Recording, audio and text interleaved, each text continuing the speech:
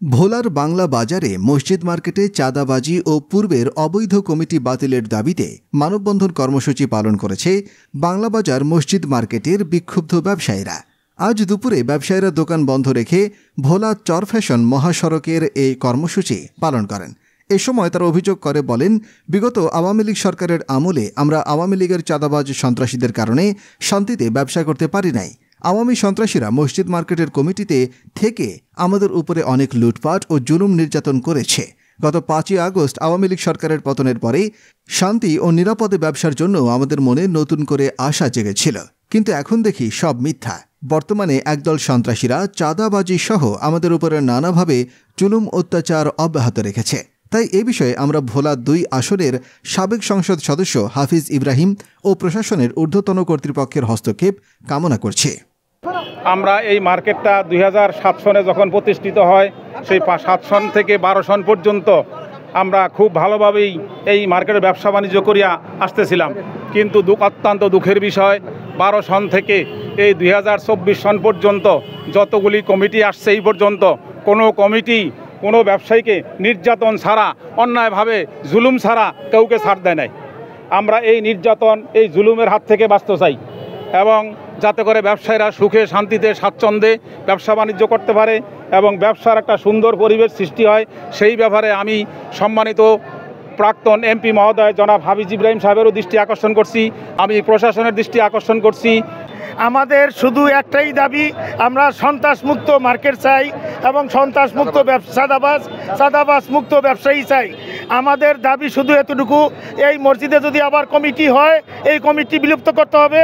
আবার কমিটি হইলে মুসল্লি এবং ব্যবসায়ীদের সম্মিলিতভাবে যেমন কমিটি হয়, এটাই আমাদের প্রাক্তন হাফিজ সাহেবের কাছে আমাদের দাবি এবং প্রশাসনের কাছে আমাদের দাবি। আজকে আমরা এখানে আমাদের মসজিদ মার্কেটের যত সকল ব্যবসায়ীরা আমরা আজকে এখানে উপস্থিত হয়েছি। আপনারা জানেন, দীর্ঘ 15-16 বছর এই আওয়ামী লীগ সন্ত্রাসীরা মসজিদ মার্কেট দখল করে রেখেছে, তারা চাঁদাবাজি করেছে, জুলুম করেছে। তারা আমাদের ব্যবসায়ীদের প্রায় 16টা দোকান তালা মারা হয়েছে। এই স্বপন চেয়ারম্যান এবং আলম দারোগা থেকে শুরু করে প্রত্যেকটা লোক আমাদের দোকান থেকে চাঁদাবাজি করেছে। আপনারা দেখেছেন, আমাদের মসজিদ মার্কেটের কোনো দোকান যদি চেঞ্জ করা হয়তো, তখন ওখানে আলম দারোগা এসে বলতো যে 20,000 টাকা লাগবে, 30,000 টাকা লাগবে, তাহলে তোমার দোকান চেঞ্জ করতে দিব না। এইভাবে আমাদের দীর্ঘ 15-16 বছর এই আওয়ামী লীগ সন্ত্রাসীরা, এই খুনি হাসিনার দোসররা আমাদের ব্যবসায়ীদের উপর নির্মম নির্যাতন করেছে। আমরা এর বিচার পাইনি, কিন্তু এখন যখন 5ই আগস্ট এই খুনি হাসিনা দেশ থেকে পলায়ন করেছে, পলায়ন করার সাথে সাথে এই আওয়ামী লীগের দোসররাও পলায়ন করেছে। প্রিয় ভাইরা আমার, আমরা মসজিদ মার্কেটের ব্যবসায়ী, আমরা সবাই দীর্ঘদিন আমরা একতাবদ্ধ ছিলাম।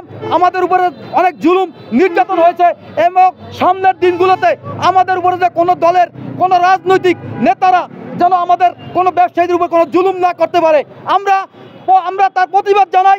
এবং যারা জুলুম করবে, যারা নির্যাতন করবে, তাদেরকে আমরা সকল ব্যবসায়ী মিলে সাথে সাথে ওখানে প্রতিহত করবো ইনশাআল্লাহ। আজকে অনেক ভারাক্রান্ত মন নিয়ে এই বাংলা বাজার চৌরাস্তায় দাঁড়াইতে বাধ্য হয়েছি। আমরা বিগত দিনে খুব নির্যাতিত নিষ্পৃত ছিলাম। বাংলাদেশ স্বাধীন 5 তারিখে হওয়ার পরে মনে বড় আশা ছিল যে আমরা মনে হয় বাংলাদেশ স্বাধীন হয়েছে, আমাদের ব্যবসায়ীদের যত সুযোগ সুবিধা আছে আমরা ভোগ করতে পারবো। কিন্তু দেখা গেছে বর্তমান আমাদের জননেতা আলহাজ হাফিজ ইব্রাহিম সাহেবের মনোনীত কিছু কমিটি নামধারী এরা আমাদেরকে যেইভাবে অত্যাচার এবং লাঞ্ছিত করতেছে, তা অতীতের ইতিহাসকে তারা রেকর্ড ভঙ্গ করছে। তো দয়া করে আমি আমার মাননীয় ভোলা 2 আসনের এমপি মহোদয়ের কাছে আকুল আবেদন যে আপনি নিজে আমাদের এই ব্যবসায়ীদের এবং মসজিদের হস্তক্ষেপ করে কীভাবে মসজিদরা সুন্দরভাবে চলতে পারে এবং ব্যবসারে কীভাবে স্বাচ্ছন্দ্যভাবে ব্যবসা করতে পারে সেই ব্যবস্থা নেবেন। এবং আমার ভোলা ডিস্ট্রিক্টে যত আইন শৃঙ্খলা বাহিনী আছে তাদের কাছে আমার অনুরোধ, আপনারা একটু দৃষ্টি আকর্ষণ করেন।